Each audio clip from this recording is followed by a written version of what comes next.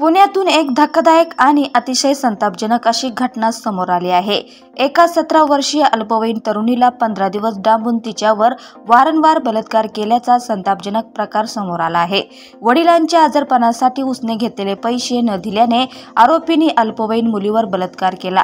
आरोपी एवढ्यावरच थांबले नाहीत तर त्यांनी पीडितेला 15 दिवस लॉजमध्ये डांबून तिच्याकडून जबरदस्तीने वेश्याव्यवसाय करून घेतला।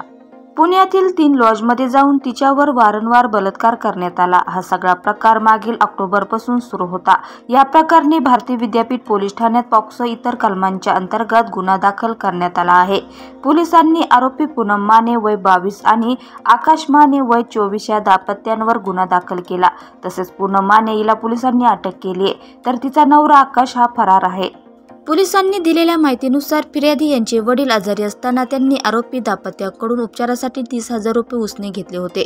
मात्र काही कारणांमुळे फिर्यादी यांना ते पैसे परत देता येत नसल्याने आरोपींनी तिला एका लॉजवर नेऊन तिला 15 दिवस डांबून ठेवले। या ठिकाणी डांबून ठेवण्यात आलेल्या तरुणीवर आरोपी आकाश माने याने वारंवार बलात्कार केला।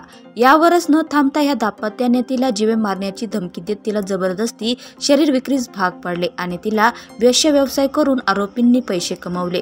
पोलिसांना काल पुण्यातील के मॉल जवळ एका लॉजमध्ये एका मुलीला डांबून ठेवल्याची माहिती मिळाली होती।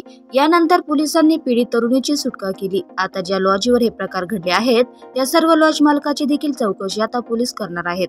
या प्रकरणी आकाशची पत्नी पूनम हिला अटक केली असून आकाश माने सध्या फरार आहे।